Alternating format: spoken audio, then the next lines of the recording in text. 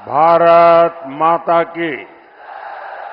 भारत माता की। लहुरी काशी के पावन धरती पर आप सब गाजीपुर के लोगन के हमार प्रणाम बा। मैं माता कामाख्या और महाहर धाम को प्रणाम करता हूं। बनारस वालों के लिए तो गाजीपुर आना ऐसा ही है जैसे बगल के मोहल्ले में आ गए। बनारस वाले अगर गाजीपुर आए जालन और केहू फोन करे तो कहलन, अरे यहीं गरे में है बतवा।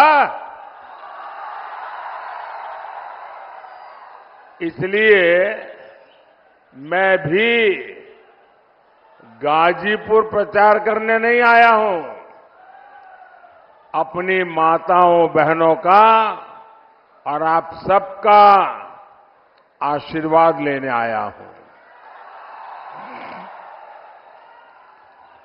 और ये जनसमूह, ये जोश पूरे यूपी के साथ और गाजीपुर जरा ताकत से कह रहा है, फिर एक बार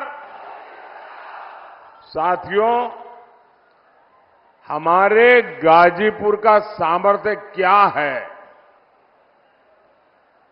ये इतिहासकारों से ज्यादा देश की सीमाओं को पता है। ये पराक्रम और शौर्य की गाथाएं बताती है। डॉक्टर शिवपूजन राय,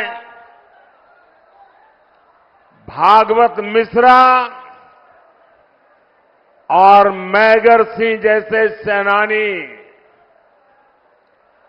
वीर अब्दुल हमीद, राम उग्रह पांडे और ब्रिगेडियर उस्मान जैसे वीर गाजीपुर की परंपरा और गाजीपुर का गहमर गांव, ये नाम ही काफी है।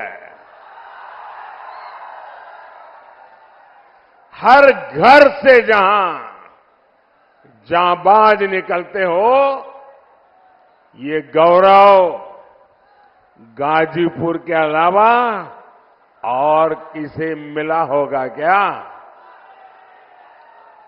पूरा देश इस मिट्टी का ऋणी है। भाइयों और बहनों, मुझे आपके बीच कई बार आने का अवसर मिला है, चाहे संगठन का काम करता था, या चाहे गुजरात का मुख्यमंत्री था, या लोकसभा में चुनाव का समय हो, विकास के काम हो। मैं जब भी गाजीपुर आता हूं तो मुझे एक पुराना प्रसंग बार बार याद आता है। ये प्रसंग इस बात का गवाह है कि कैसे इंडी वालों ने गाजीपुर के साथ विश्वासघात किया। आजादी के बाद कांग्रेस ने कसम खा ली थी कि इस क्षेत्र का विकास नहीं करेगी। यहां के लोग गरीबी में घुट घुट कर जीने को मजबूर रहे। पुराने लोगों को पता होगा, यहां की तकलीफ को सबसे पहले हमारे गहमरी बाबू ने उठाया था। उन्होंने पार्लियामेंट में नेहरू जी को यहां की स्थिति बताई और आंख में आंसू के साथ बाबूजी ने कहा कि कैसे यहां के लोग जानवरों के गोबर से गेहूं बीन करके खाते थे, लेकिन कांग्रेस पार्टी ने क्या किया, उसमें भी राजनैतिक मौके तलाश लिए, सियासी ड्रामे हुए, लोगों की आंख में धूल झोंकने के लिए पटेल आयोग बना, रिपोर्ट आई, फिर फाइल धूल फांकने के लिए छोड़ दी गई। साथियों, आज मुझे कितना संतोष होता है कि हमारी सरकार हर गरीब को मुफ्त राशन दे रही है। कोरोना के इतने बड़े संकट में भी सरकार ने गरीब को भूखे नहीं सोने दिया। गरीब के घर का चूल्हा बुझने नहीं दिया। मुफ्त राशन की योजना पर आज मोदी लाखों करोड़ रुपए खर्च कर रहा है। किसके लिए? ताकि आज फिर किसी गरीब को वो परेशानी ना उठानी पड़े जो उसने कांग्रेस सपा के राज में उठाई है। साथियों, इंडी गठबंधन वालों को कभी भी आपकी परवाह नहीं होगी। आप याद करिए, कांग्रेस कैसे सरकारें चलाती थी। ताड़ी घाट पुल का शिलान्यास हमारी बाबू ने करवाया था। उसके बाद 6 दशक तक ये काम लटका रहा। इंडी पार्टियों की कितनी सरकारें आई, सरकारें आई और चली गई, लेकिन पुल नहीं बना। पुल तब बना जब आपने मोदी को आपकी सेवा का अवसर दिया।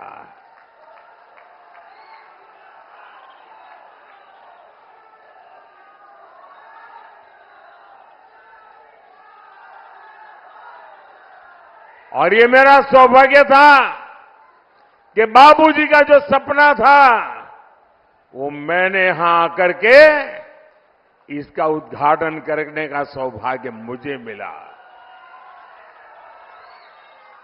साथियों, काम लटकाने और हक मारने में तो कांग्रेस को महारत हासिल है।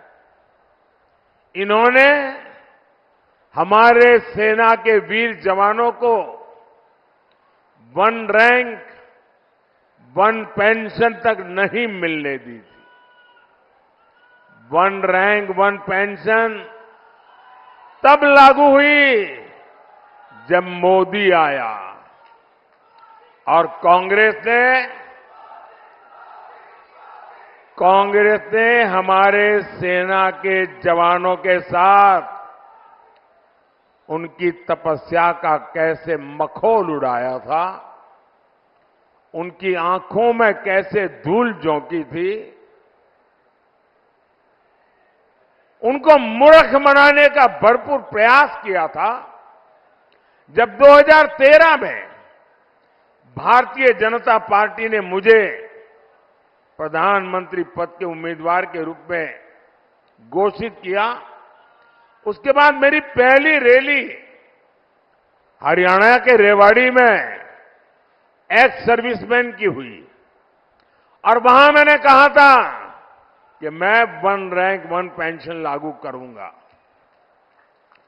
कांग्रेस वाले घबरा गए, ये मोदी ने घोषणा कर दी, अब करे क्या? तो उन्होंने आनन फानन में हर एक की आंख में धूल झांक करके बजट में 500 करोड़ रुपया डाल दिया और लिख लिया ओआरओपी करेंगे। और फिर देश भर में एक्स सर्विसमैन के सम्मेलन किए। शाहजादे वहां जाकर के नाच रहे थे कि ओआरओपी ओआरओपी ओआरओपी। जब आपने मुझे प्रधानमंत्री के रूप में सेवा करने का अवसर दिया और मैंने पहले ही काम खोला, मैंने कहा लाओ भाई क्या हुआ? मैं चौंक गया। 21वीं सदी में आज कम्युनिकेशन का इतना बड़ा जमाना, पढ़े लिखे नौजवान, इन्होंने कैसे सेना के साथ गद्दारी की थी।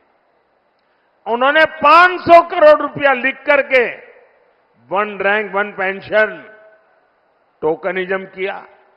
मैंने कहा नहीं, मैं तो वन रैंक वन पेंशन लागू करना चाहता हूं। भाइयों बहनों, आप जान करके हैरान हो जाएंगे, वन रैंक वन पेंशन लागू करने में, ओआरओपी लागू करने में अब तक 1.25 लाख करोड़ रुपया पूर्व सैनिकों को खाते में जमा करा दिए गए। अब कोई मुझे बताए भाई, 1.25 लाख करोड़ की जरूरत, उसके सामने 500 करोड़ का ड्रामा, ये धोखा है कि नहीं है? ये धोखा है कि नहीं है? ये बेईमानी है कि नहीं है? ये पूर्व सैनिकों का अपमान है कि नहीं है? साथियों, गाजीपुर हो, यूपी हो या पूरा देश हो, परिवारवादी पार्टियों के नेता अपने परिवार के लिए महल पे महल बनाते चले गए, लेकिन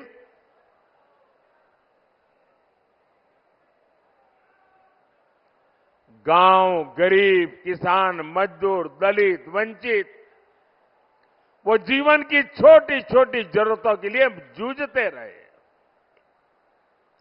मोदी ने जो काम किए,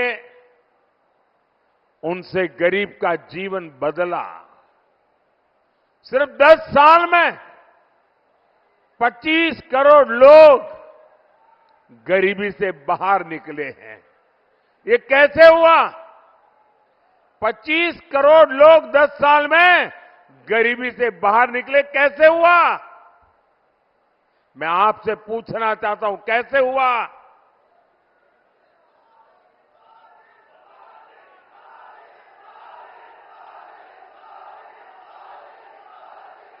कैसे हुआ? कैसे हुआ?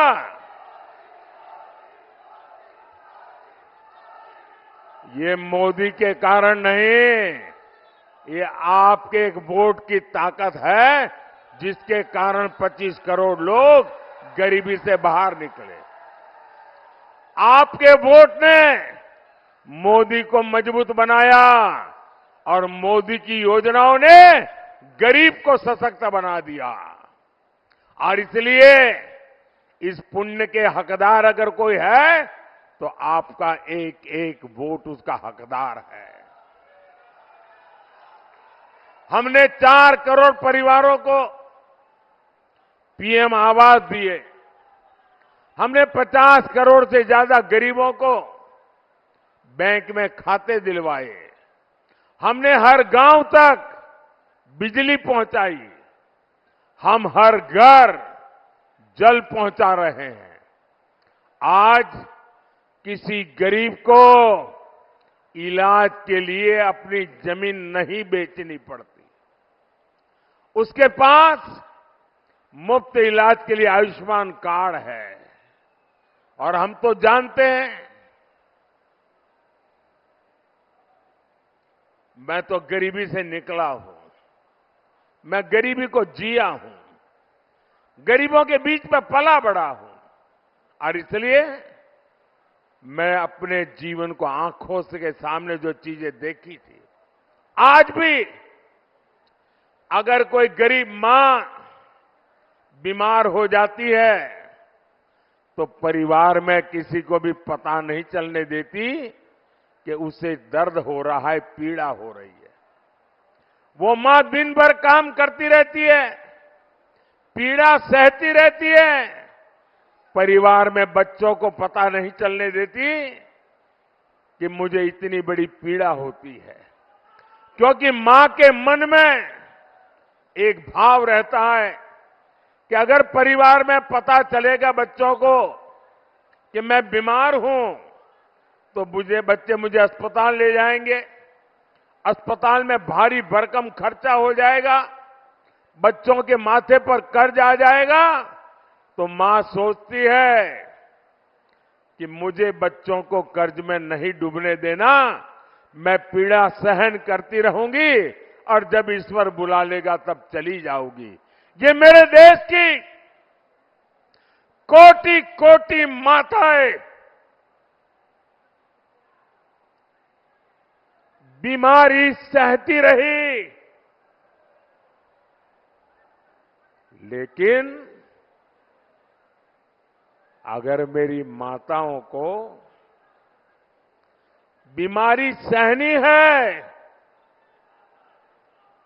तो इस बेटे का दिल्ली में बैठने का क्या मतलब?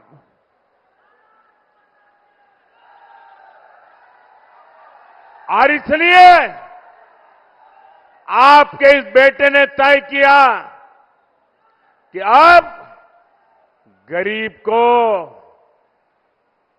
बीमारी में इलाज की जिम्मेदारी मोदी उठाएगा। आज आयुष्मान योजना करोड़ों परिवारों को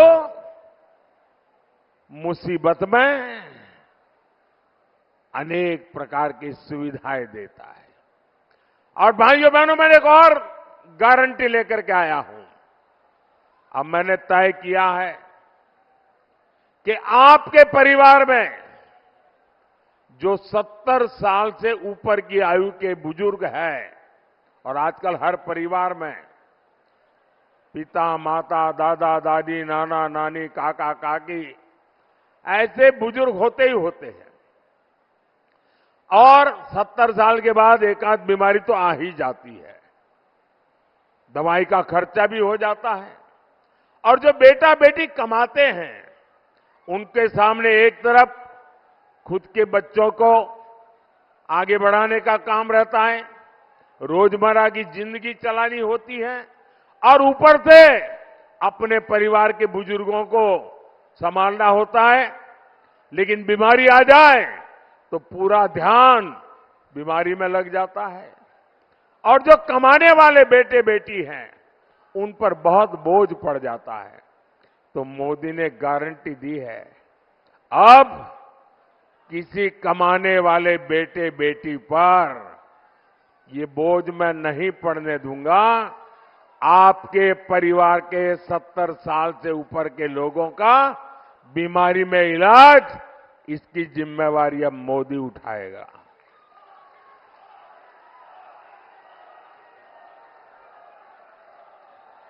साथियों, सपा के दौर में यूपी में ये हाल था कि माफिया लाल बत्ती में घूमते थे, खुली जीप में कानून को चेतावनी देते थे, विरोधियों को खुलेआम गोलियों से भून दिया जाता था, दंगों को यूपी की पहचान बना दिया गया था।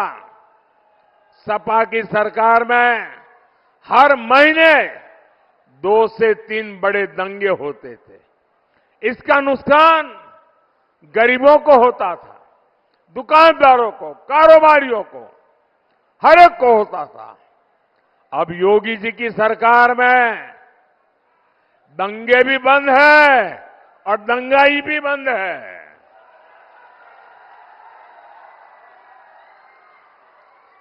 साथियों, वोट के लिए, सत्ता के लिए सपा कांग्रेस वाले कुछ भी कर सकते हैं। सपा के शहजादे ने कभी कहा था कि माफिया की एंट्री पर रोक लगाएंगे और फिर वो माफिया के चरणों में ही जाकर के बैठ गए। सपा ने माफियाओं को पाला पोसा, उन्हें टिकट दिया। जो अपनी बात पर कायम नहीं रह सका वो आपकी लड़ाई कभी नहीं लड़ सकता।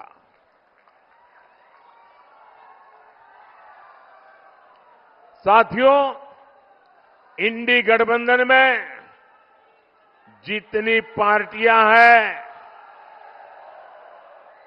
ये इंडी गठबंधन वाली जितनी पार्टियां हैं ना, उन सब में कुछ अवगुण कॉमन है, उनकी पहचान है। एक, इंडी गठबंधन वाली सभी पार्टियां गौर सांप्रदायिक है। दूसरा, वे गौर जातिवादी है। तीसरा, वे गौर परिवारवादी है। इन लोगों ने हमेशा देश में दलितों, पिछड़ों को आगे बढ़ने से रोका। आप याद करिए, देश में बाबा साहब अंबेडकर का अपमान किसने किया था? उन्हें षड्यंत्र करके चुनाव किसने हराया था? कांग्रेस पार्टी ने। बाबा साहब को भारत रत्न किसने नहीं मिलने दिया? कांग्रेस पार्टी ने। इन लोगों ने एक दलित के बेटे रामनाथ कोविंद को भी अपमान किया। एक आदिवासी महिला को राष्ट्रपति चुनाव हराने के लिए पूरा इंडी गठबंधन इकट्ठा हो गया। और यही वो लोग हैं जिन्होंने राजा सोहेलदेव जैसे महान वीर का कभी सम्मान नहीं होने दिया। बीजेपी ने उनकी स्मृति में डाक टिकट जारी की। आज उनके नाम पर ट्रेन चल रही है। साथियों, अब इंडी गठबंधन वाले दलितों, पिछड़ों का आरक्षण लूटने में लगे हैं। ये लोग दलितों, पिछड़ों का आरक्षण बंद करके उसे धर्म के आधार पर देने की साजिश कर रहे हैं। ये लोग पासी, जाटव, लोनिया, कुर्मी, यादव, बिंद, निषाद, कुर्मी, पटेल जैसी अनेक जातियों का सबका आरक्षण छीनने के लिए उन्होंने प्लान किया हुआ है और कर्नाटका में लागू किया। कर्नाटका में उन्होंने रातों रात मुसलमानों को ओबीसी बना दिया और ओबीसी का सारा आरक्षण छीन लिया। अब बंगाल में तो इनका बहुत बड़ा षड्यंत्र खुला है। 2 दिन पहले कलकत्ता हाईकोर्ट ने पर्दा उठाया। वहां क्या खेल चल रहा था? बंगाल में लगभग सारा ओबीसी आरक्षण मुसलमानों और घुसपैठियों को दिया जा रहा था। ये कांग्रेस, सपा, टीएमसी के गठबंधन साथी ये सब एससी, एसटी, ओबीसी आरक्षण की इस लूट में एक साथ खड़े हैं। और कौन एसटी, एसटी, ओबीसी का आरक्षण के पक्ष में इनसे मोर्चा ले रहा है? इनके सामने आज सीना तान के कौन लड़ाई लड़ रहा है? ये मोदी लड़ाई लड़ रहा है। और मैं आपको गारंटी देता हूं, जब तक मोदी जिंदा है, जब तक मोदी जिंदा है, एससी, एसटी, ओबीसी का आरक्षण मैं किसी हालत में उनको छीनने नहीं दूंगा।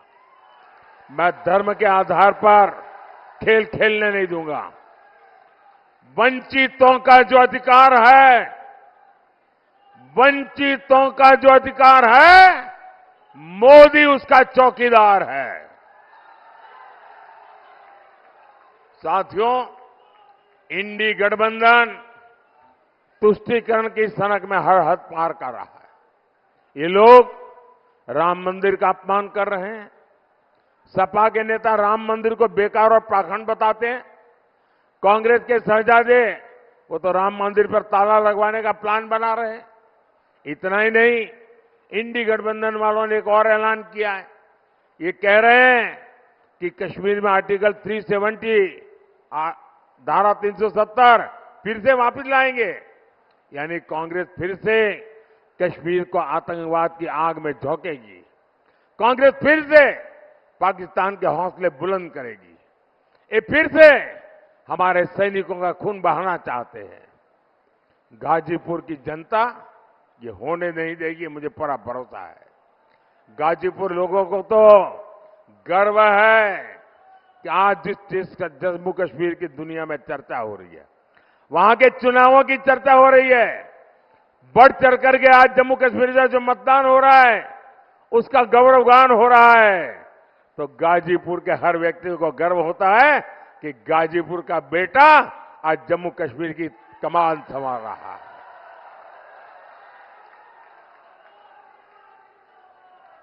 कश्मीर के लोग भी देख रहे हैं विकास कैसे होता है। अब कश्मीर में भी लोग गाजीपुर का नाम जान गए हैं। साथियों, गाजीपुर ने देखा है कमल खिलता है तो विकास की खुशबू कैसे फैलती है। अब गाजीपुर में हर कोई कह रहा है काम तो बहुत भइल बा, अब कमवा दिखाई पड़त बा। सम्मान चाहिए कि माफिया के धौंस चाहिए। आज पूर्वांचल एक्सप्रेसवे हो, गाजीपुर मांझीघाट ग्रीनफील्ड एक्सप्रेसवे प्रोजेक्ट हो, रेलवे स्टेशनों का विकास हो, सड़क, हाईवे, पुल, कृषि इंफ्रास्ट्रक्चर, गोदाम, perishable cargo, Maruti Vishwamitra medical college की सुविधा, गाजीपुर में जो काम 60 वर्ष में नहीं हुआ वो हमने 10 साल में करके दिखाया है। साथियों, मुझे विकसित भारत के संकल्प के लिए गाजीपुर का भरपूर मार्गदर्शन समर्थन चाहिए। 400 पार में मुझे एक कमल गाजीपुर का चाहिए। मां भारती के चरणों में गाजीपुर का कमल भी चढ़ना चाहिए। चढ़ेगा? पक्का चढ़ेगा? 1 जून को भाई पारसनाथ राय जी को आप भारी बहुमत से जिताए और उन कमल के निशान पर दिया हुआ हर वोट मोदी के खाते में जाएगा।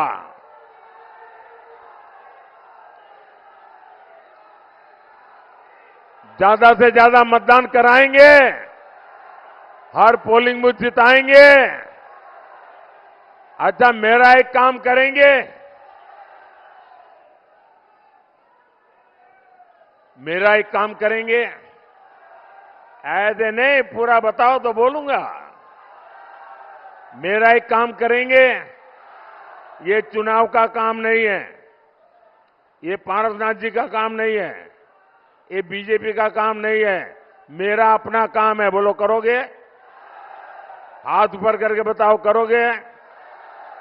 एक काम करना, आपके गांव में, आपके इलाके में कोई न कोई देवस्थान होगा, कोई न कोई मंदिर होगा, कोई तीर्थ क्षेत्र होगा। मेरी तरफ से वहां जाना, मत्था टेकना और परमात्मा से विकसित भारत के लिए आशीर्वाद मांगना। करेंगे? करेंगे? दूसरा काम, हर परिवार में जाइए और हर परिवार में जाकर के कहिए कि अपने मोदी जी आए थे, मोदी जी ने आपको प्रणाम कहा है, मेरा प्रणाम पहुंचा देंगे। बोलो भारत माता की, भारत माता की, भारत माता की। बहुत बहुत धन्यवाद।